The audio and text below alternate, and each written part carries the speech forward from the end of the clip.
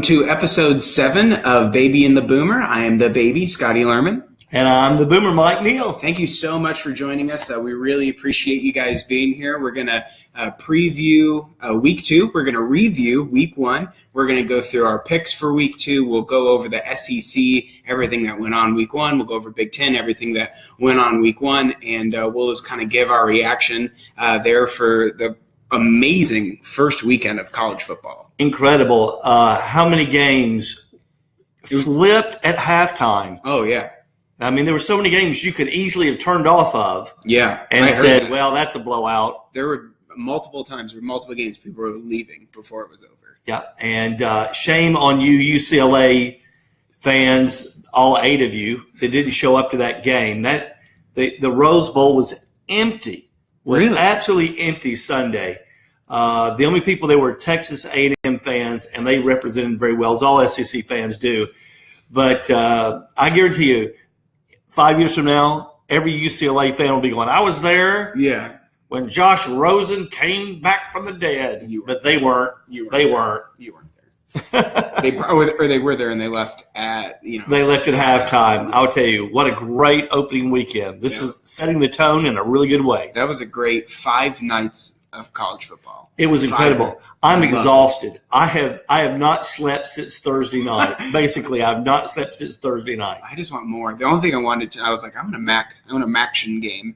Give me some Bowling Green in Toledo. I need that. I know. I'm glad there was no really good Pac-12 game on Saturday night, or I would be completely in a coma right now. Yeah, Saturday night actually was lacking it was like Arizona versus Arizona State for the blind or something like that. Right. Which could be USC, because that was actually a great story. That was a great story. That's one of our best of the weeks, I'm sure. Yes, absolutely. So we'll start off by thanking Lead Hounds and Twine for our sponsors. And Lead Hounds, we'll get to them in a second, and then Twine as well. They're doing all of our cover material, the background, the T-shirts, everything like that. You guys know Twine by now. And do a great job. Thank you to John Bond and his crew. We'll start off with the T-shirt winners, and there aren't any because Boom. We didn't have anybody really get to the share button and then share the page. So if you want a T-shirt, this is what you got to do. Share the video, share our page, like the page, and you'll get a T-shirt. Yeah. How's that sound? Exactly. This is America. You don't work, you don't get paid. Well, actually, that is America. But maybe it's another country where they actually have to work to be paid. Sweet. And that's this country, and you got to do that. So how hard is it? Just share episode 7. That's what we're asking you to do, so other people can see it and like it and join in with the group. So do that, and you'll be in the drawing for a T-shirt. If not, we'll be right back here again next week, not giving out T-shirts, baby. Your wife commented, I shared it. Yes, she did. She shared. She's downstairs. She shared the fact that we're having this show tonight. She did not share last week's episode 6. I do not believe. We should actually thank Becky for letting us use this house. Yeah, exactly. And so what we'll do is I'm going to give her a shirt just because I'm afraid she'll hurt me if I don't. So, Becky, you're a T-shirt winner. Congratulations. But we will, if you share the page, share the video, like the page, and if we'll notice you, and then I'll pick one, and Mike will pick one, and then you guys can have that T-shirt. And if you don't, when I see you, I will attack you. Yes, exactly. I'll lose my mind and I'll attack you physically. We're going to threaten you to watch our show because that's how that works. Exactly. All right, we'll go into best and worst of the week, presented by Twine Graphics. Mike, give us a little bit about Twine. Twine Graphics, as you see here, John Bond and his crew do a great job giving us a professional look and our T-shirts, which nobody won this week again, and our great background and our logo and everything. They do a wonderful job for us. So thanks to John Bond, and thanks for sponsoring this part of the show. Absolutely. Best and worst of the week. All right. I'll go first. My worst was all of the – I obviously loved all the college football games. They're all great. The worst was having the games in NFL stadiums or having so many. Yes. That's just my one pet peeve is I would just rather – I think Georgia Tech, Tennessee would have been so much better if Georgia Tech was just playing in their home field. Mm-hmm. Kind of maybe the same thing with if you did – what was the other? There was a FedEx Field. If you did that one at West Virginia or at Virginia Tech, right. I feel like that would have probably been a little bit better. I was really looking forward to watching that game because games in West Virginia are a ton of fun to watch. That's a party town in West Virginia. I will say I would have really liked that. I agree with your overall point. I think that's a bad example. That game was completely sold out. Those fans were insane in that game. It was a good game. It was like a jet engine roar the entire game. But the game in Dallas, just very, very quiet. I mean, it just didn't have the same ambiance as being in the home field. So I agree with your overall point, but I thought the crowd at FedEx Field was great, and it was a great game. The quarterback, Will Greer, who's not good enough to play at Florida, they didn't want him back. That means something, right? And he threw for 3,000 yards, I think, in the entire game. Not enhanced by human growth hormone either. No. That's been validated. Definitely. So he's off the stuff. But he was incredible. Yes. My best would be, other than just like 5 nights of pure college football, would probably be Jake Olson. He is the long snapper, or he got a down as a long snapper, kicked an extra point kind of towards the end of the game there versus Western Michigan for Southern Cal. It was a home game. Pete Carroll, way back in the day, had promised him that we would, let him play, let him get a game in, let him, do a long snap, whatever he wanted to do. And his dream came true on Saturday. They let him long snap. The guy has been completely blind, I think, since age 11. And he went out there, long snap, perfect snap. And it was a really awesome sight to see. That was Jake Olson from USC. I'm sure you guys have seen the video, but go watch the video. I'm sure ESPN or Fox or somebody's done a really nice special on it. So that was somebody that's completely blind being able to participate in college football at the highest level. And then it really extends to Western Michigan. Coaches and players who agreed not to rush the kick. In a very competitive ball game, by the way. That might be easy to say, we won't do that because you think you might get beat by 30 points. That was a very competitive ball game. And they decided that this act was bigger than the game itself, and it was. And that's just the great thing about what athletics can do. It's the best of athletes when somebody they are looked up to. They're role models. They just are, whether they want to feel like they are or not. And it just was a great story for everybody. It was awesome. Definitely go watch it, and definitely go get a clip if you haven't seen it. I'll post it on the page too. So that'd be great. We'll post it on the Baby and the Boomer page just in case you haven't seen it. Perfect. And Mike, what is your best and worst of the week? I've got lots of them. Worst of the week, I'll just run a list. Baylor losing to Liberty University. I knew Baylor was not going to be great this year, but good gracious, you've got a team that is in the FBS now on only a probationary status, who just recently come from the Championship Series division. Jerry Falwell beat the Baptist and in their home field there, and it's just terrible. I can understand it from some aspect because so many players left Baylor and left him in the lurch. I think Matt Rule is a very good coach and a very good person, and I think he's going to turn that program around. It's just going to take a while. Another worst of the week to me was the Gators offense. The Florida Gators offense was abysmal. I'm telling you, Jim McElwain, you were on offensive genius probation. That quarterback play was terrible, and the offensive line play was not improved over last year.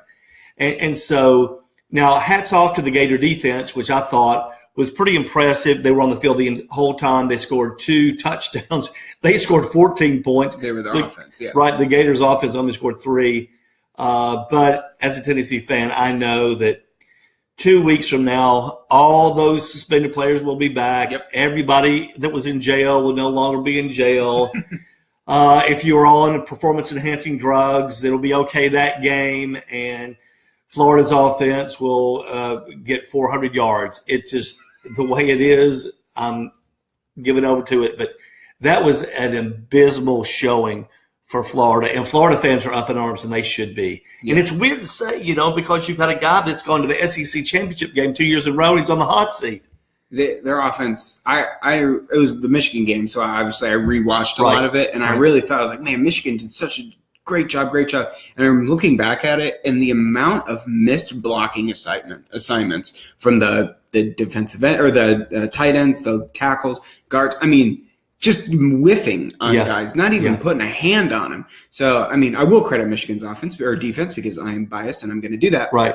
But they were very, very bad. They looked really lost. Right. Nussmeier, the offensive coordinator, he's been there for 3 years. They've not scored 9 points 7 times. Yeah. In the last 3 years. So haven't scored 9 points 7 times in the last 3 years. Nussmeier has got to go. Nussmeier was at Bama for a little while, but that's just his system. It's just Saban doing his thing. Nussmeier came to Michigan, really was bad. That was like the end of the Brady Hoke era anyway. So, yeah, Nussmeier has got to go. McElwain is supposed to be this offensive guy, and I don't see it. The picture that you just have up on your iPad there, that's a perfect example. You've got Malik Zaire being assailed, murdered in the end zone on a blitz coming directly at him. That blitz is in his face, and he did not recognize it, get rid of the ball, took a safety in the end zone, and it wasn't even close. This is a fourth-year player who's played at Notre Dame in meaningful games, and he's at Florida, and he cannot recognize the blitz coming right at him just to throw the ball away. I watched that play over because I was the strip sack, and Chase got shedded a little bit, and then he just came flying in. Right. Basically nobody blocked him, and he came right in. But if you're a quarterback, the blitz is coming in your face. It's your responsibility to get rid of the ball. He stood back there, drank a cup of coffee. Yeah. Whoever you had rushing was very slow because I think Zaire took a nap, woke up, drank a cup of coffee to come back awake, and then got strip sacked. It was terrible. So the Florida offense was terrible, and I loved it. When bad things happen to Florida, it makes me happy. Let's see. And another worst to me was the behavior of the Texas A&M defense. I'm all about swag. I'm all about players who are awesome, saying I'm awesome and then going out and being awesome. And I took a lot of heat of this. I posted on the Baby and the Boomer Facebook. But the Florida State defensive, little scheme they've got there, they hand the guy a scepter, and he starts doing like a pimp walk with it, but he's doing it on the field. Yeah. See, this is what those of you that were smack talking me, saying, oh, I can't believe what people get upset about these days. He wasn't doing that on the sideline. They handed that to him on the field, 5 yards on the field after he sacked somebody, and he's doing a pimp walk with his pimp cane. I'm telling you, it's okay. It's funny. It's kind of funny, but to me, it's disrespectful to the other team. And you know what? Karma is a difficult thing. And Josh Rosen. So karma and Josh Rosen took care of that. But I'm telling you, I thought that was the worst of college football and what it's become. And coaches allow that to happen. Yeah. It's one thing for Tennessee to have their trash can on the sideline. Good Lord. That's also a worst of the week. Tennessee gives up 6,000 yards, and their symbol is a trash can. We need to think through that, Bob Shoop. Think through that, Bob Shoop. You take the football that you turned over, and then you dunk it in the trash can. No, you have a young graduate assistant running up and down the field with a massive trash can while the defense is being run over by Georgia Tech. That's all anybody saw. Can you imagine just being that grad assistant and be like, hey, so we have this trash can. Right. It's got some checkers on it. Right. And your job, you just hold it. Right. Hold it above your head. Right. For 4 quarters. Right. And that's your job. Exactly. And he's telling his girlfriend and his mom, I'm going to be on television tonight, watch. And that's how he's on television, running around with a trash can, a gray high school trash can. If you want to look for me, there's a trash can above my head. That's crazy. So the best of the week, Alabama defense. I told you. Scotty, what do I like more than anything? Barbecue. All right. What else do I like besides barbecue more than anything? Being right. Being right. And I love being right. And it never gets old. And I'm telling you, I was so right on this. I told you guys that Alabama defense was going to be as good as last year's defense, replacing all those players, all you who doubted it. I'm telling you, I'm right, and you doubted it were wrong. And again, and that's a very good Florida State offense that they dominated. They did not dominate Louisiana Tech. They dominated FSU. And so I'm telling you right now, Alabama is the real thing. And once again, and all those of you go, it's just time for Alabama to not be as good. Well, you know what? That's not the way the real world operates, Sugar Pants. The way it operates in the real world is people that are really good continue to be really good. And this is what's happening. Just deal with that. So I love being right. I love that Alabama's defense was so fantastic. I loved Howard University scoring the biggest upset in the history of NCAA football over UNLV, a 45-point underdog, the biggest underdog ever to win a game. Howard, Cam Newton's little brother, and he is his little brother at quarterback, 5'11". Cam must have eaten all the food in that house because Cam's like 6'6". He's 5'11". So Cam Newton's little brother at quarterback leads Howard University over UNLV. And then the Josh Rosen comeback. I could not believe what I was watching. Yeah. The fact he lived through the first half is amazing. His offensive line, those of you that were following the Baby the Boomer Facebook page during the game saw that I posted that the headline on Monday was going to be that the offensive line of UCLA was going to be arrested for conspiracy to murder Josh Rosen. And in the second half, the offensive line started blocking, and John Chavis went into his famous Mustang defense, which is code word for I give up, and quit blitzing and quit attacking and sat back and tried to run out the clock like he always does. I saw him do it at Tennessee. I saw him do it at LSU. Now he's the highest paid assistant, I still believe, in college football.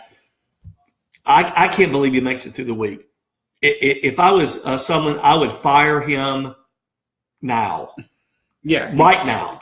And have him go on and just start over. It's ridiculous. That's inexcusable.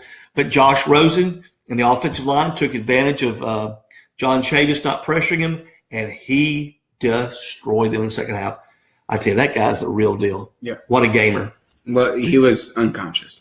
It was amazing watching the fake spike and everything. Some of the throws, he wasn't even looking. He was just literally turned his back and threw the ball in the air. Like when I played flag football in Tennessee, I would have somebody rushing at me. I would just duck and throw the ball in the air. And every once in a while, people would cheer, and it landed in somebody's hands. Who knew? That's mostly just Penn State's offense. Besides Saquon, it's just Trace throwing a lob and waiting for somebody. But he's a gamer. He's a gamer, that Trey McSorley. But I thought so. Just tons of best and worst of the week. I could go on and on with this segment. I had a blast for 5 straight days. I know you did too, and I know you guys did too, because you love college football like we do. We all love college football. And if you don't, you're not our friends. Absolutely. Bottom line. Overreactions. So I got one. You got one. Overreactions. Thinking about this week. What are we really hyped about, or what are people just going way overboard about? Yep, you go ahead. I just ran off of the mouth for about 10 minutes on best of worst. I think my thing that people might be overreacting about is Alabama. Mm-hmm. I really was not impressed versus Florida State's defense. Hurts had less during than Florida State's defense. Yeah. Okay. Hurts had 96 passing yards. He didn't really need them, but they only had 173 rushing yards. Yeah. Was the game shortened? It doesn't feel I feel like Alabama, they could have just kept on going, or they just ran into some plugs. The turnovers, Alabama's always going to get turnovers. Right. But when I first thought of this, I was like, I saw those stats and said, I bet there's a defense out there that can stop Alabama's offense enough to where maybe they can squeak by that defense, but we'll see. So mine is not so fast on just letting Alabama walk right in. Right. I think Alabama, if they face a really, really good offense in the college football playoff, which most likely is going to happen, I don't know. I feel like they're not going to be able to go up against a shootout because I don't think Hurts can really provide that for Alabama. I think it's a different team than it was last year. They lost a lot of people, but they're still very good. It's still just a reload. Right. But I'm not letting Alabama just walk right into the national championship game. Right. But you are going to let them walk into the playoffs. I will let them walk into the playoffs. Yeah. So again, I think Alabama's defense was fantastic. I think it's going to be fantastic. Now, they did lose 2 linebackers for the season. By the way, I can't remember a opening weekend starting with more catastrophic injuries to star players or important players. Maryland's starting quarterback, who did an incredible job in that game against Texas, out for the year. Yeah. Texas A&M starting quarterback, who was incredible in the first half, out for the year. 2 starting linebackers for Alabama, out for the year. Juwan Jennings, the best wide receiver, out for the year. The amount of injuries in this first weekend, significant players were tremendous. So, back to Alabama. Jalen Hurts did not appear to be greatly improved as a passer, which disappoints me. But he was playing against an incredible defense in game number 1 of the season. I believe Alabama is going to get better and better week after week. I don't think they're going to get worse. So I think the overreaction, in my opinion, would be thinking that the Alabama that you saw against Florida State's the Alabama you're going to see against Florida, that you're going to see against Auburn. I think that defense they played against Saturday night was one of the best in the nation, and Alabama's defense is going to continue to be great. But I will agree with what you said, that their offense certainly was not dominant. Yeah. But I think there's a reason for that, and I do think that offense is going to get better. Yeah. You look at Alabama's schedule. On the road at A&M, we saw what A&M is capable of doing or not doing. And then, home versus Tennessee, home versus LSU, Mississippi State's not what they were. They're playing Mercer, which I might have a problem with, because that you can't, especially before the Auburn game, and you just schedule Mercer. You got to get rid of that. Alabama, Tennessee, Georgia, Auburn, Florida should never play these teams. There's nothing to gain from playing an FCS team. And anybody that wants to say, well, these schools get a big paycheck that really helps their program, stop it. You're being an apologist and a butt kisser, because the bottom line is they're playing these teams not to support these schools. They're playing them so they can get a rest before a big game. Yeah. And then I don't want to hear, when the SEC, you just can't play these teams all the time because the conference schedule is so tough. Then quit bragging about being so awesome in the SEC. It's obscene. It's obscene. And when Tennessee does it, I say the same thing. Yeah. Should they only play Power 5 schools? Should Power 5 teams only play Power 5 schools? Absolutely. Power 5 teams, because you can play Kansas, you can play Texas Tech, you can find a Power 5 team to play. And you know what? If you can't, then just play a bunch of good teams and let's play big boy football. This is ridiculous. All right. So that's any other overreactions on your part? I just overreacted to that. Of course, my whole life is an overreaction. So this is like my segment is my life. I really liked Texas is back right after that pick 6. That was the best. It was, Texas is back. Tom Herman, Texas is back, and then you lose to Maryland. Here's the thing that I find unusual about Texas. Mm-hmm. Last year, no defense. Mm-hmm. Still no defense. Still no defense. The only difference is they've got a white coach now. I mean, that's it looked like last year's team. Texas team with a white guy on the sideline. It was incredible. So again, Tom Herman has got to be a good coach, right? He's just got to be. Yeah. And it's going to take some time. Texas is going to take a long time, I think, to get back. How does that happen? How does it happen when you're the University of Texas in a state that produces the most Division I college football players, and you're the flagship university with the longest record? Texas A&M is a joke compared to Texas historically. Yeah. And you can't say you don't have players. It's kind of the same thing with Florida. Like, why can't the most prolific passer Florida has had in the last 15 years is Tim Tebow? Right. They can't get ever since Tim Tebow, it's just been one-year quarterbacks who really can't figure it out. I can't understand how Florida cannot recruit a quarterback out of the state of Florida. And Steve Spurrier, Danny Werfel was a huge recruit.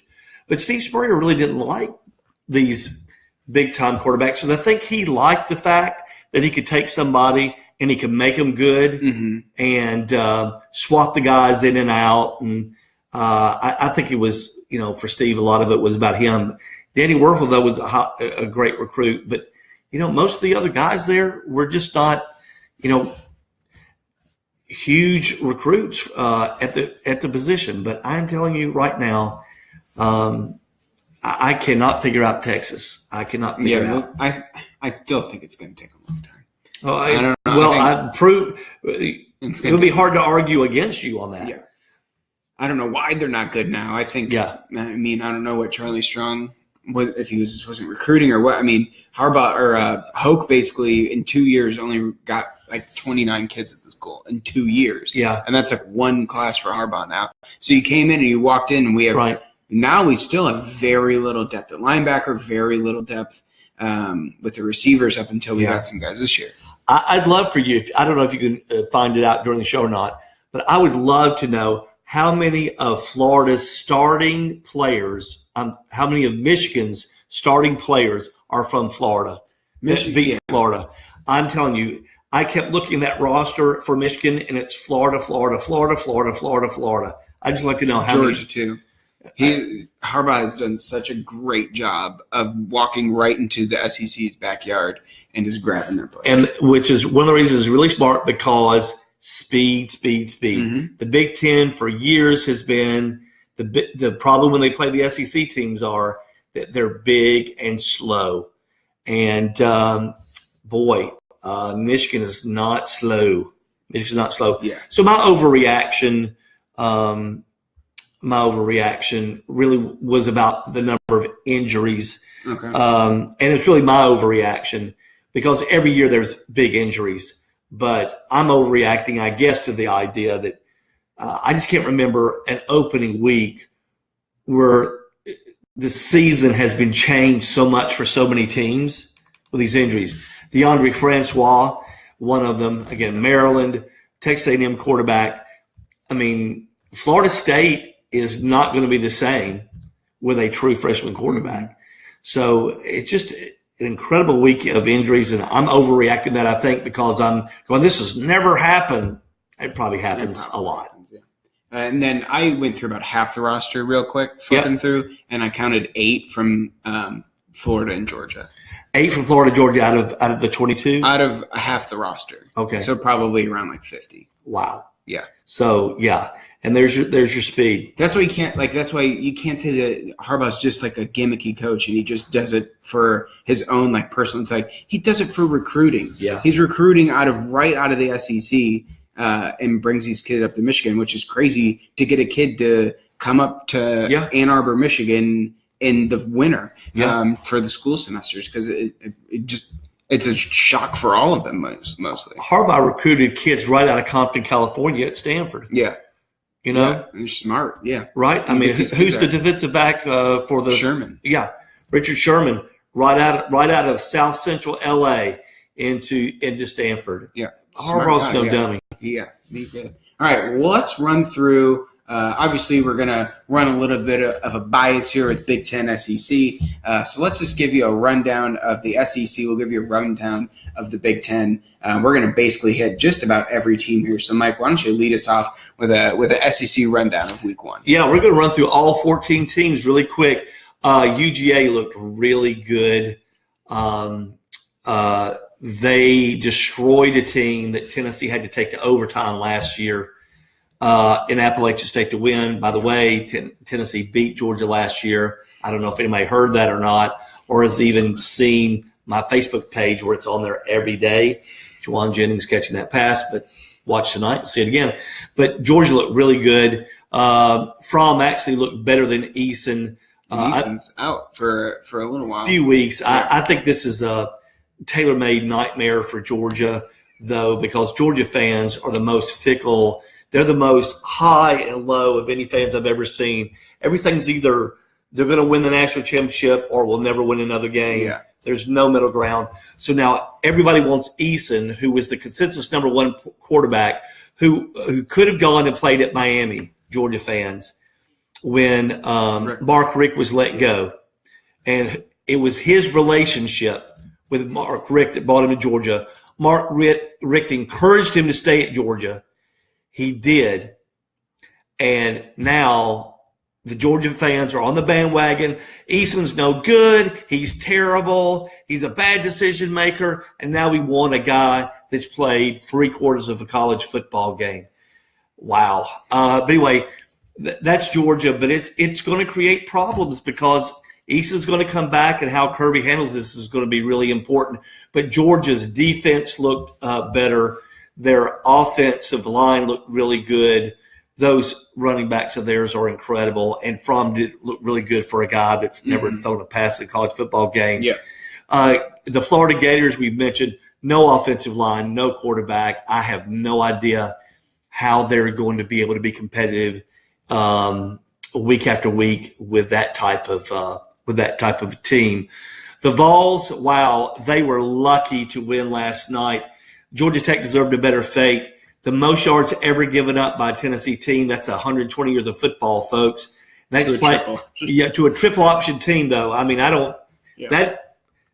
that's the reason why. Yeah. I mean, but it's just I will say this: Georgia Tech's going to win 10 games this year. Mark my words.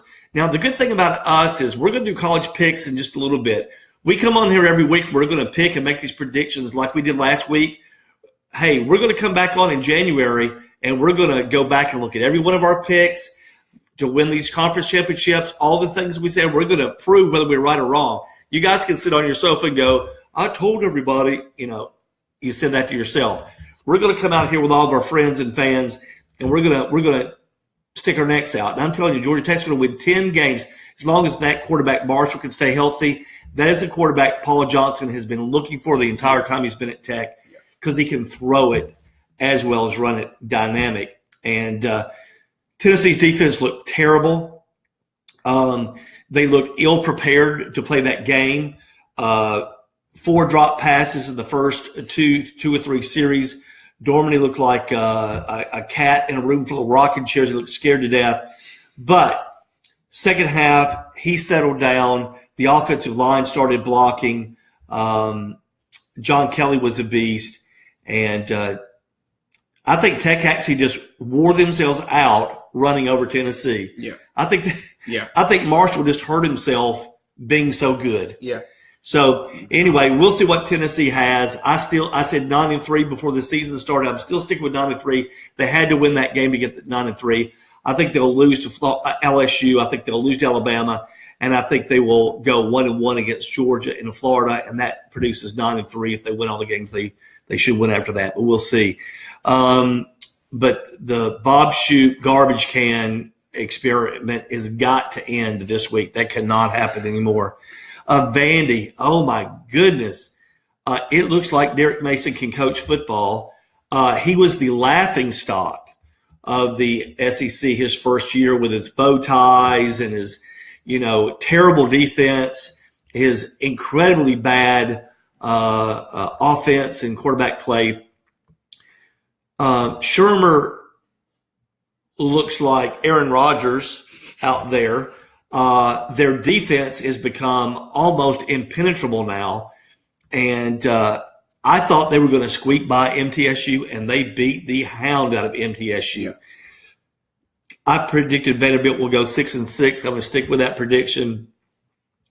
They may be 7-5. They're going to beat some teams nobody thinks they're going to beat. One more win.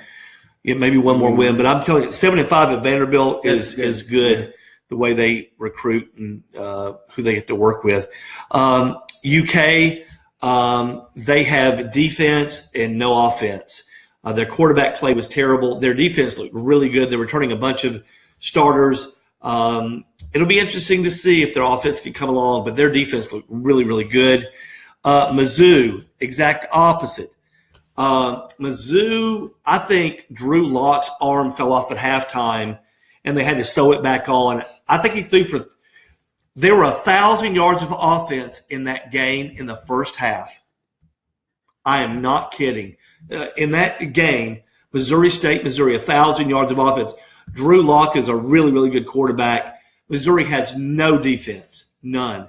I cannot wait for this week's game, South Carolina and Missouri. South Carolina has a dynamic sophomore quarterback. Drew Lock is a great quarterback, and neither team has any defense. That game may take 7 hours to play, but I'm going to watch every minute of it. Drew Lock's stat line, 21 of 34, 521 yards, 7 touchdowns. Missouri won 72-43. That is like a video game. That is video. How many yards did they give up? How many yards did Missouri State gain? I think it's okay. Well, okay, so Missouri gave up 492. Right. To Missouri State. Right. So to Missouri State. 492 yards, but Mizzou got 819 yards. 819 yards. That game Saturday between South Carolina and Mizzou is going to be must-see TV. Just record it, and because it's going on against Georgia and Notre Dame, so nobody's going to watch that game, but I would record it and watch it. Next up on my list is LSU. LSU looked good, everybody.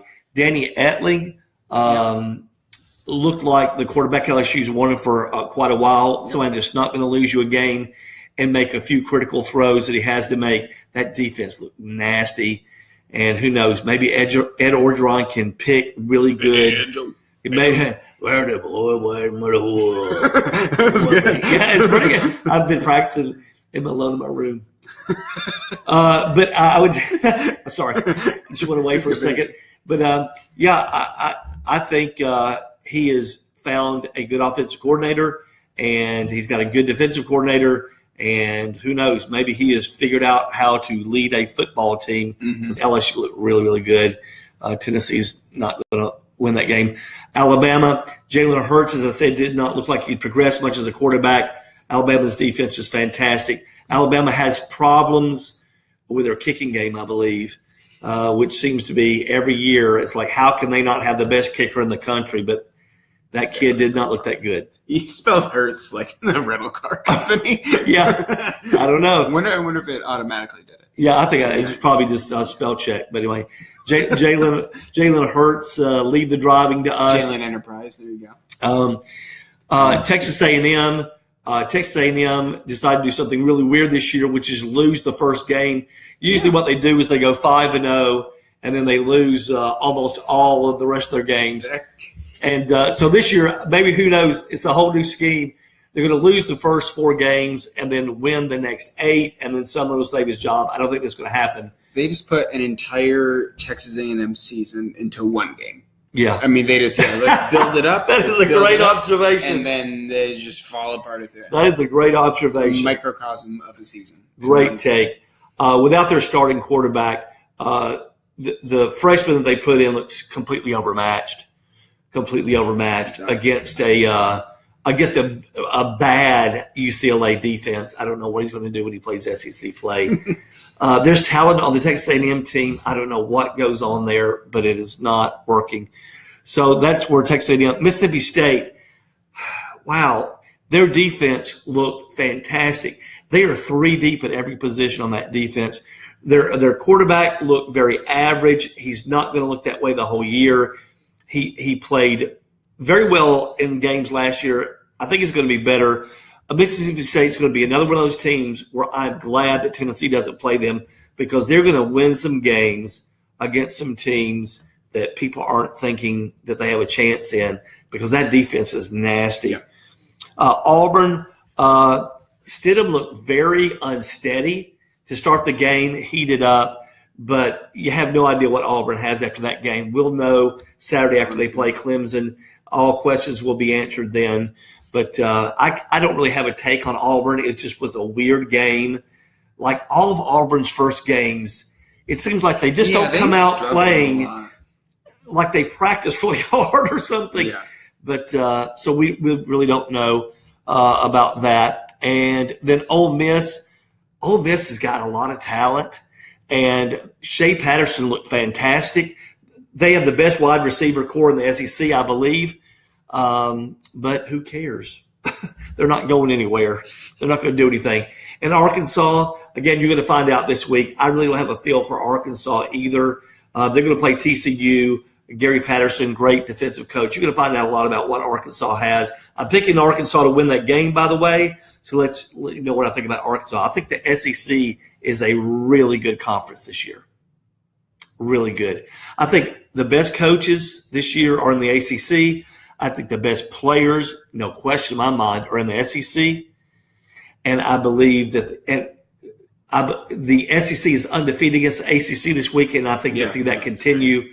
Last year, the ACC mopped up the floor with the SEC. I don't think that's going to be this way this year. I think the SEC is back as the best conference in football. So there's my rundown on the SEC, the greatest conference in the history of college football. The rest of you can deny it, but you're wrong. Too top heavy. Not even top heavy. It's just Bama. Wow. It's just Bama. Right. We shall see. We'll do a B1G rundown. We had a conference game, which was weird. That's pretty sure the first time since the 30s the Big Ten has played a conference game as the first game. Are you just making that up? Or I really think it's a long time since they've done that. Usually they're the traditional, right, let's not play each other, let's do some tune-up games and then get into it. OSU IU, Thursday night. Ohio State secondary really misses their hooker, Malik Hooker. Really good. You like that? That was good. I got a couple more in here. Well, I was taking my drink and I'm about to spit it out, so be careful when you say that. That would have been great. Facebook Live. Yeah, they missed Malik Hooker, who is now in the NFL. OSU secondary looked a little weak versus Taylor Legal, IU quarterback, who he can throw. He's no schlub. Then OSU, basically their speed and just overall, halftime adjustments and that sort of thing really took over the rest of that game. I was surprised at how well IU did to begin that game, the first half, when IU's previous coach is on staff at Michigan or Ohio State.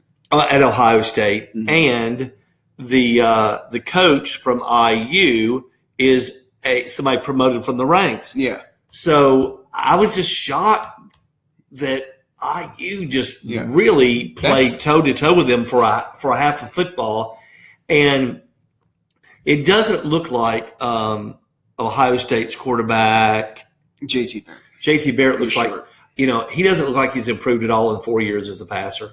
No. He doesn't look like he's improved at all as 4 years as a passer.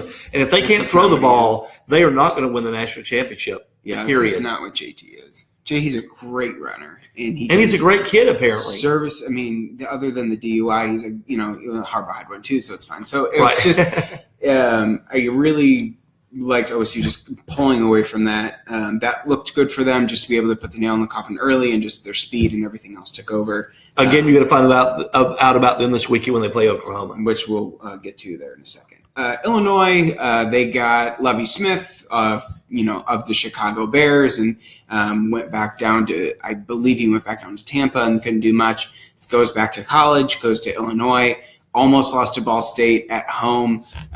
Illinois' home field is basically nothing. It's really just the fan base there. The student section is always hilariously empty for all of their games. But anyway, Illinois is going to lose a lot of games. They're going to be a 3-9 sort of team. Purdue played Louisville looked alive for the first time in like 10 years. Purdue looks like they can field a team. Jeff Brom is going to be a great hire for them. Really like that pickup. Purdue looks alive. Purdue looks like they could be bowl bound. Yes. I really, really like where they're headed. It's nice to have Purdue actually be relevant again. A lot of good friends and strong Purdue fans, so I'm happy for them because it has been such a long time. Yep. Coaching matters. Yeah, coaching. And he is a good coach. Really matters. Penn State 56, Akron Zip. Oh, you see what I did there? Wow. Do you see because what I did there? What is it? They were the Akron Zips. And they scored Zip, which means they got zip. Nothing. Beautiful. I love it when life just works out so cute like that. Akron Zip. Penn State. They're ranked 4 now. I just can't trust James Franklin to do anything because he is Andy Reid of clock management. He just is the Jim Boeheim of in-game adjustments and just can't do it. So of course they beat Akron by 1 million. Anybody can beat Akron by 1 million. Rutgers looked alive, and then they died durkin versus Washington, stuck around for like a quarter, and then obviously Washington's going to pull away from that. Maryland, exclamation point, DJ Durkin. I didn't think DJ was going to – I don't know. Like, I didn't think Michigan I thought Michigan was going to really miss DJ, and then they get better with Don Brown. But Durkin doing a really good job there, getting the really, really like the best recruiting classes Maryland has ever had. They got some dudes, beat Texas at Texas. That's just a boost for the rest of the season. That's just such a boost. You're able to know that you beat Texas in Austin. That's really going to keep them going through. They didn't just beat Texas. They dominated Texas in Austin. Michigan State, they played – slipping on me. Man. That's on you now. They looked okay. They had Bowling Green, and they had a couple turnovers early. LJ Scott only had I think he had less than 3 yards of carry. And LJ Scott's supposed to be like the bell cow of the Big Ten other than Saquon Barkley.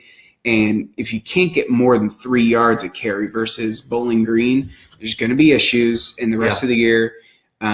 Is the offensive line? Is it their offensive line? It could be, yeah. I mean, it really could. And then Lorky is their quarterback and had a few turnovers, so they're going to lose to Western Michigan next week. Western Michigan put a really good game against USC, and I think Western Michigan will be able to take care of the Spartans.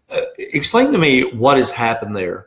Yeah, they have a very, very good coach, no question, who's won a lot of games, and they have been very good over the last 7, 8, 9 years. Yeah. Not a run that you would call a fluke. Is it that the coaching in the Big Ten has gotten so much better? No, it's Michigan State. Like they're shooting themselves in the foot. How so? Lots of people leaving. Lots of kids just not sticking around. Lots of kids getting suspended. Okay. You think he's reaching on some kids? He might, yeah. Okay. That's probably the difference between the U of M and Michigan State. And Nick Foster wants to comment if he's watching. That'd be great. Big Michigan State fan. Okay. The program's just really kind of been a downturn. Nobody saw 3-9 last year. I mean, they were ranked in the top 10 at the beginning of the year, and they went 3-9. So that season, I think, really hurt them. And that season alone is going to hurt them in recruiting, and it's going to hurt them for a little while. But D'Antonio's, I don't like the guy, but he knows what he's doing. Right. He's a serviceable coach. Now, why don't you like him? Because I love him. He plays a disrespect card too much. Okay. It's like we're disrespected. You only talk about Michigan, don't talk about Michigan State. Like, because all that's true. Yeah, all that's true. But he plays a disrespect card too much. It's much like how Izzo kind of always plays the we're injured, that sort of thing. And I just don't like Michigan State. Thank you. I appreciate your emotional honesty. Finally impressed. He's a good coach. I just don't like him. Okay. Northwestern, Darren Ravel is a nerd and gave a pregame speech to Northwestern, and they didn't do well in their game. And if they lost, it would have been because of Darren Ravel, because Darren Ravel is a nerd. You should follow him on Twitter just to laugh at him. It's just a good confidence boost to be like, oh, I'm cooler than this guy who works for ESPN. All right, I will have to watch that. Yeah, follow Ravel on Twitter. Okay, that's good. Because I like to feel better about myself by looking at other people who are worse. Yes, that's what Twitter's for. That's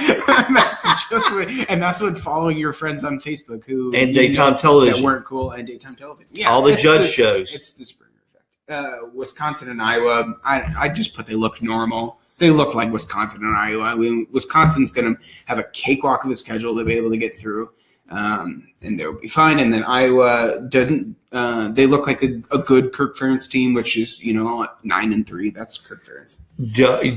Okay. So you're just whipping by Wisconsin. I thought Wisconsin looked very good. They look good. They look like Wisconsin's going to look. Okay. Yeah, I know. But I'm just telling you, I'm picking them to get the college football playoffs. I'll say it once again. I was really impressed, and I love the jump around. Wisconsin, I love you. You're my favorite non-Southern football people. Yeah, they're your kind of people. They are. They're overweight and cheese-eating people that love football. Minnesota, they got PJ Fleck, rode the boat, 17-7 versus Buffalo. It's Buffalo. They're going to struggle too. They had a lot. Minnesota's also kind of going through some stuff with Tracy Claeys, and they're just kind of coming out of a lot of the players that were protesting suspensions for, I believe it was domestic abuse, and it was just like it was a bad vibe going on in Minnesota. And it's a project for PJ Fleck and Tennessee's next football coach, by the way, PJ Fleck. I mean, yeah, you can't keep Butch Jones. Nebraska struggles as well. 43-36 over Arkansas State. Not Arkansas State. Right. 43-36. Nebraska is going to have another wonderful 7-5 year, and their fans will just. I would just hate to be a Nebraska fan. That sounds. I mean, one, you probably live in Nebraska. That's not good. And then you got to watch your football team, and they're not good. Yeah, no matter who they get as a coach, it doesn't seem to make a big difference. Right. And then Michigan, besides Spate throwing 2 pick sixes, basically back to back, defense looked really, really good. Don Brown did some crazy. 3-3-5 alignments, which are going to screw up so many teams. That never got out. I never heard we were practicing a 3-3-5 in practice. There's a lot, you get intel and you get stuff like that, and you can hear about players doing really well, and you just never heard about them running a 3-3-5. And it was amazing. They did a 3 down linemen, 3 linebackers, stacked them, blitz from all different types of positions. Don Brown, Dr. Blitz, just really dialed it up versus Felipe Franks. Just a first-time quarterback. And then Zaire looked much worse, I thought. Zaire couldn't do anything. And I just love Michigan's defense. They got weapons. They got guys that will adjust. They'll kind of get to Cincinnati, and they'll get Air Force, and they'll get to Purdue's under their belt. And I think they'll be able to iron things out for the rest of the year.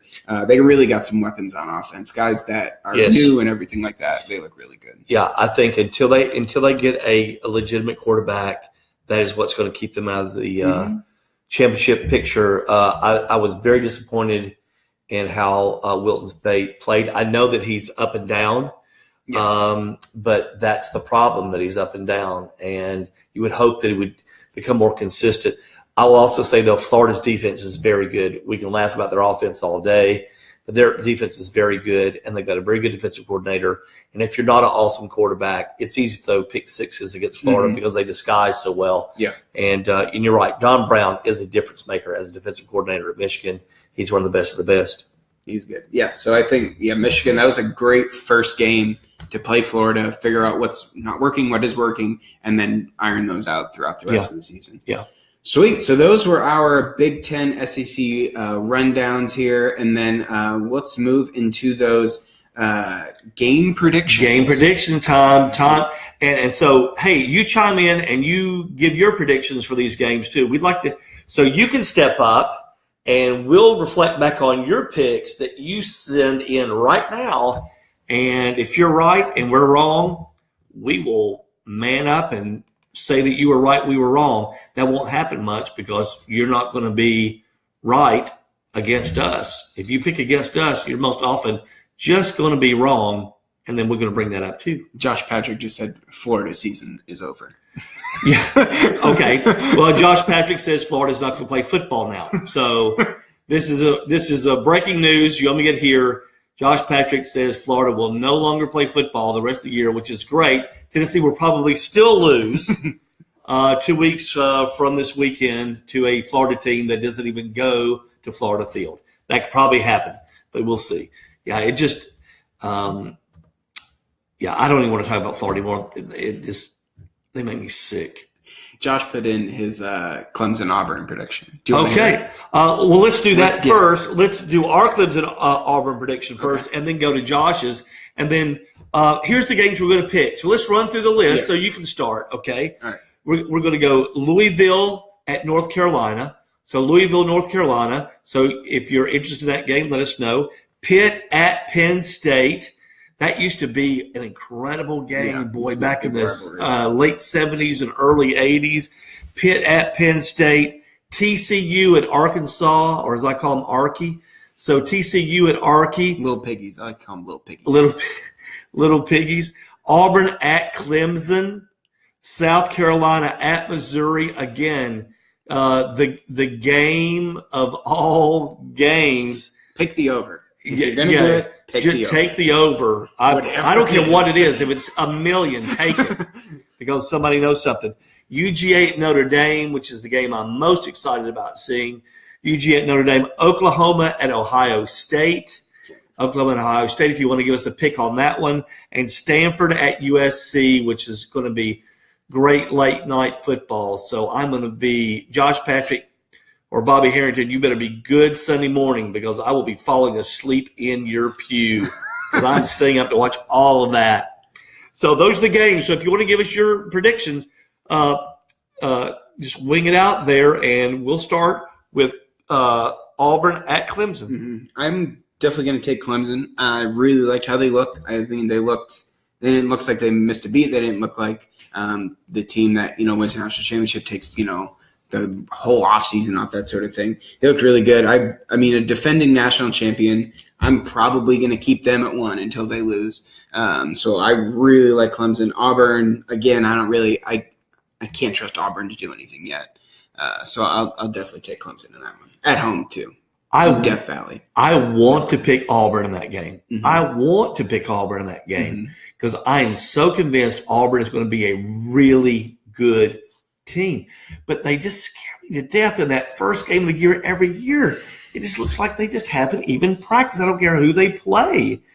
And so I'm going to pick Clemson.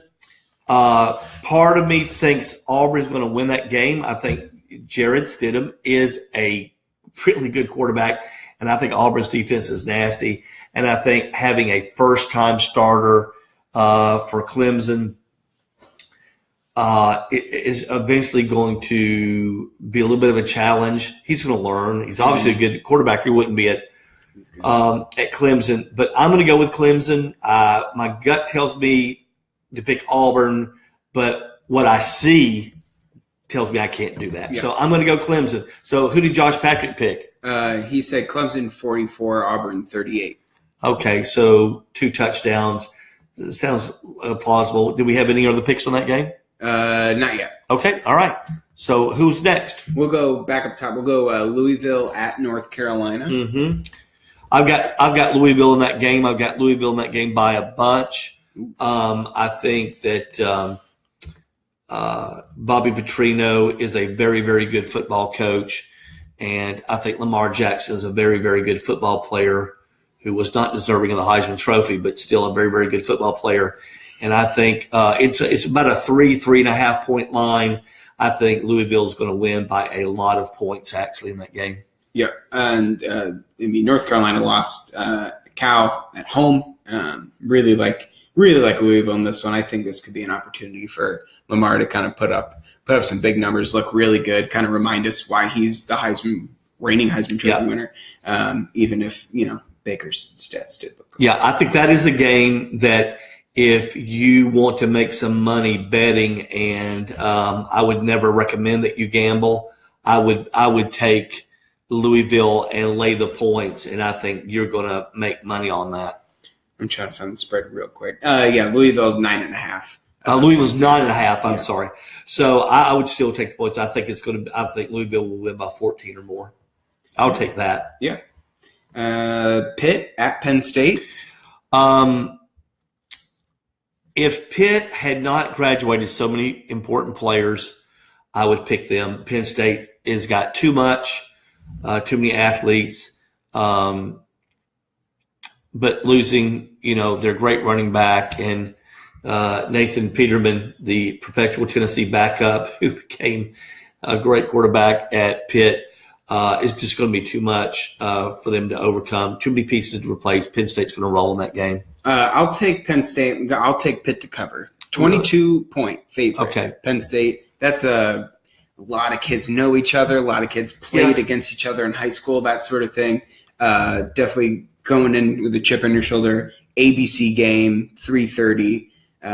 Still, it's in Beaver Stadium. Maybe Beaver Stadium isn't in a midseason form quite yet. They probably are because it's always a great environment there. Yeah. But I really like. Penn State is still going to be good. Penn State's still going to have Saquon Barkley and Trace McSorley. But I'll take Pitt to cover the points in that one. 22-point favorite. I think it'll be 21, which is still kind of a beat down anyway. So we're both going with Penn State easy. Yeah. Okay. So the next one is TCU and Arkansas. Interesting game. I'm going to pick Arkansas in that game to win a very close game. I think it's going to be a very good football game.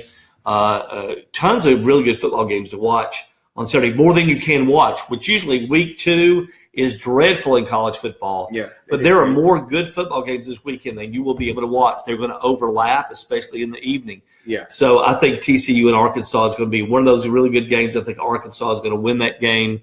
I'm going to take the SEC against the Big 12 unless the person coaching it has the last name Stoops every time. So I'm going to go with Arkansas in that game. I'll go with TCU. I think their defense is really good. I really like Patterson. Great head coach. Great coach. Arkansas, a lot of injuries. Even though it is in Arkansas, TCU 3.5-point favorite. But I would just take TCU outright on that one. To take. Okay, so that we differ on that one, right? Differ on that one. So that's the first one. First one we got. And yeah, you were right. The schedule for Saturday. You got a 6 o'clock South Carolina, Missouri. Then you got 6 o'clock Auburn, Clemson, 6:30 Georgia, Notre Dame. Yeah. Why couldn't they make it? And then when is Oklahoma and 7? Ohio or State? 7 right. Central, yeah. So get your clickers ready. Yeah, that's going to be – you're definitely going to want that. You have to record a couple of them and bounce back between all 4. Yep. And the next one, South Carolina at Missouri. Again, in the no defense bowl, I'm going to go with South Carolina. Emma? Yeah, because I think South Carolina's defense is not as bad as Missouri's. I'm telling you, South Carolina's quarterback, that kid is special. He may be the best quarterback in the SEC right now, Jake Bentley. And some of those throws he was making against North Carolina State, a team they were supposed to lose to, were off the chain. It looks like he's got some more offensive weapons than they suspect him to have. But South Carolina does not have defense.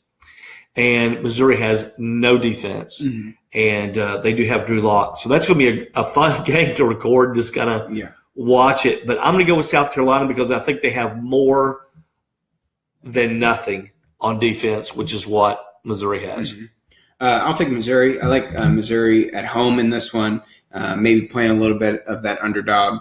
And I really want South Carolina to lose because I don't want Texas A&M or South Carolina to be really too high because I don't want the game I'm going to be a night game in Texas and have to worry about driving back. Okay.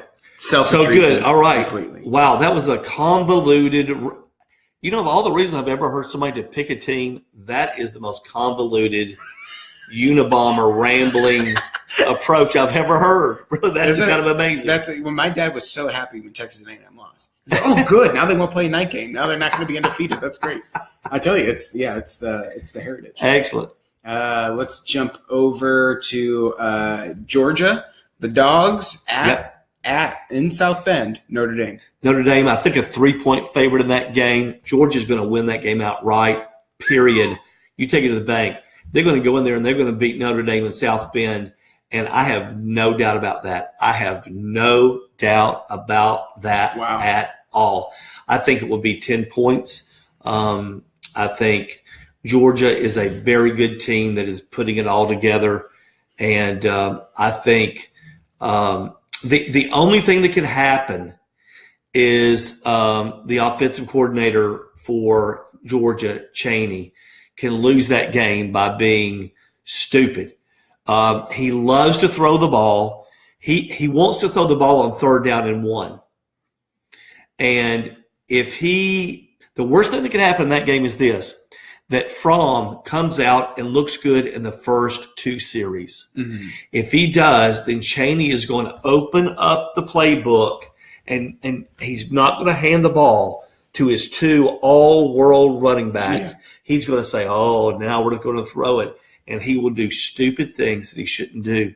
So if they would just allow Fromm to play like a talented freshman and run the ball down the throats of Notre Dame with Nick Chubb and Sony Michel, then Notre Dame is not going to win that game, period. Mm-hmm. And but if Chaney goes nut on us, like he is prone to do, Fromm will throw for 400 yards and Georgia will lose the game because he'll throw an interception in the final series when it's close because he's a freshman.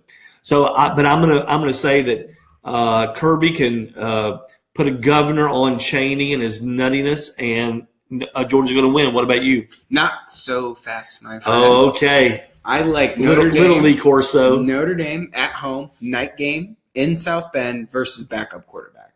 Right. That's enough for me to just pick Notre Dame. Okay. I have nothing to say. Yeah. I couldn't say any of that doesn't make sense. Yeah. Notre Dame, 4.5 points. That doesn't really matter. But I will Notre Dame cracking top 25. Maybe they can get some momentum going. Last year they cracked the top 25 if they are 0-10 and they win the last game. They wind up in the top 25. That is a joke. They only beat Temple. They beat them good, 49-16. That is a joke. Last year, I think was just that was. I think. And I like Notre Dame. I like Notre Dame and everything they stand for. But they get put in the top 25 if they breathe hard. I'm not a Notre Dame fan, but not at all, not even a little bit. But Notre Dame, I think, at home at night, I think that's the game changer, and they'll get it done. We'll see. All right, and then we got 2 more. So the big ones: Oklahoma, Ohio State, game day. Okay, Mark McCulsick, I want to see a pick here from you. Yeah, and with a little verbiage on why you are picking the way you do. You're one of the more mouthy fans we have of our show, so we'd love to hear from you. He is mouthy. So you want to go first? You want me to go first? I'll go first. Okay. I'm going to go – man, this is really tough. I think Ohio State wins. Okay. I think Ohio State wins. And that's painful for you to say, isn't it? It is. I think it's very close. I think this is going to be like 40 to like 38. I mean, something in the high 30s. I cannot trust the Ohio State corners. They did not look good versus Indiana. Eventually, Indiana, they just don't have a team to play 4 quarters with Ohio State. I think Oklahoma does. I think the defensive line for Ohio State is the difference maker. Right. They have just an all-Americans all over the place in that defensive line. They're going to get through, and they're going to give Baker a little bit of trouble. He's going to have a hard time to run around that pocket with defensive players lining up everywhere. Right. And that game in the shoe, it's so hard to win in the shoe, and I know from experience. So I'll take Ohio State. I think it's close. I really do. It's going to be a great game. What's the line? The line right now on that game is 7, Ohio State. Right. I think Oklahoma gets the points in that one. Okay, so you're going to say that they're going to lose by less than 7. Yeah. Okay, in a very close game. Very close game. Okay. I'm going to take Oklahoma outright. I think Baker Mayfield, I think it's going to be instant classic. I think it's going to be a very close game. It's going to either be overtime or last drive type of thing. But, Scotty, just a question for you, a little quiz question. How many passes did Baker Mayfield throw that were incomplete on Saturday? How many incompletions did Baker Mayfield throw on Saturday? 1. Baker Mayfield, I love you. Please return my calls. I'm not being weird. I just want to talk to you. It's 20. What was the stat line? 24 of 25, 329 yards, 3 touchdowns in a half. Baker Mayfield is going to be the reason that Oklahoma is going to win that game. Mm-hmm. And I believe that Ohio State is a very good football team that is one-dimensional on offense. Yeah. And if Mark McColsick is right and J.T. Barrett is a good passer, like he said, then he'll have the opportunity to prove it Saturday night. I don't believe he will, because I don't believe that Mark McColsick is correct, and I don't believe J.T. Barrett is a really good passer. Yeah. And I think that Oklahoma defense is going to come after him, and I think Oklahoma is going to win that game outright, and we'll see. So does anybody have anybody weighing in on that at all? Josh was the last one. I don't know. Josh, you scared him away. Okay. Yeah, there you go. So I will tell you guys that's my pick, and I feel very, very good about that pick that Oklahoma's going to win that game outright. And we'll do our last one. So we got Stanford at USC. What do you got for that one, Mike? I'm going with Stanford in that game.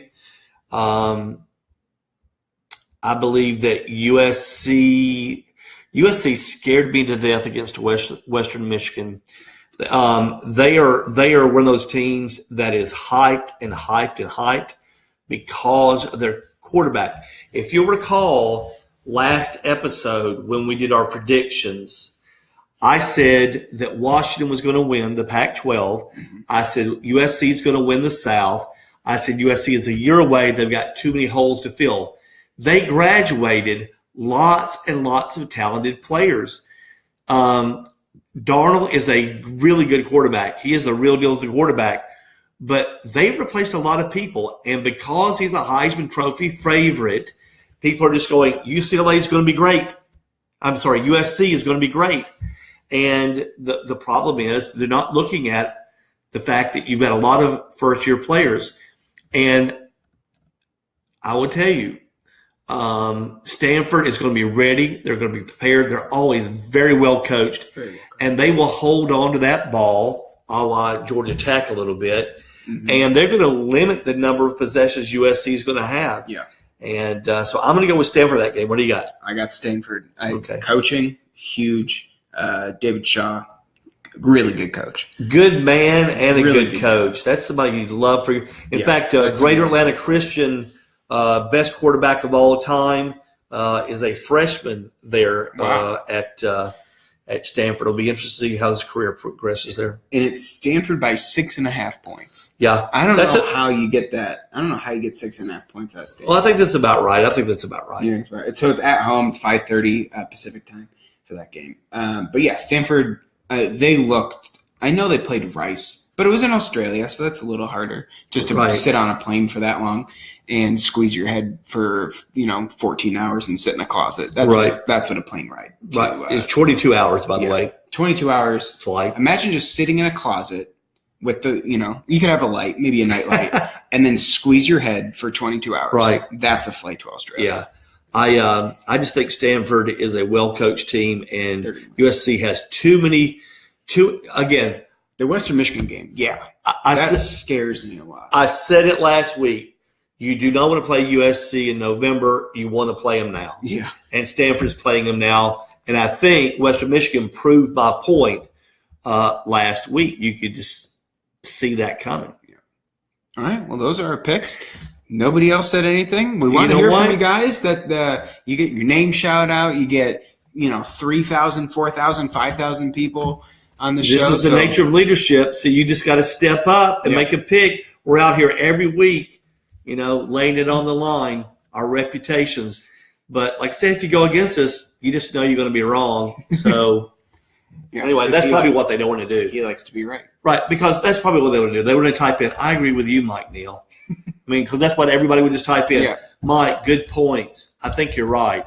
No wonder you don't want to type that. I think I saw they're delusional. So I don't know if that was towards us or No, I'm sure it was just toward me in particular. So watch those games this weekend. See how we did. We'll follow up on those. We'll do this again next Tuesday, and we'll be able to review. Looks like to be a really good week 2, and then we'll go into week 3. Also, huge games week 3. Probably be able to fit in some NFL. Fit in an NFL segment next week too. Exactly. We're going to take a look at the weekend that was in the NFL, and for the Tampa Bay Miami Dolphins, maybe the weekend that wasn't for them. Hopefully, I think they were thinking about moving it to a Friday night, but I don't know how they're gonna. And then I also saw that they might move it for the bye week, to try to fit it in. But we'll see how it goes. Yeah, it'd be great to do that as a Thursday night game doubleheader, maybe. Yeah, or a Monday night game doubleheader. That would be really good. Yeah. So anyway, NFL starts this week. Go Titans, go, and tighten up, and we'll see how everybody does. Awesome. All right. Well, thanks everybody. Thanks for tuning in, and already saw some shares and some video shares and everything like that. So keep doing that. Get that T-shirt, and we'll see you again next Tuesday. Hope your team wins Saturday, unless your team is named Florida. Exactly. Goodbye, everybody.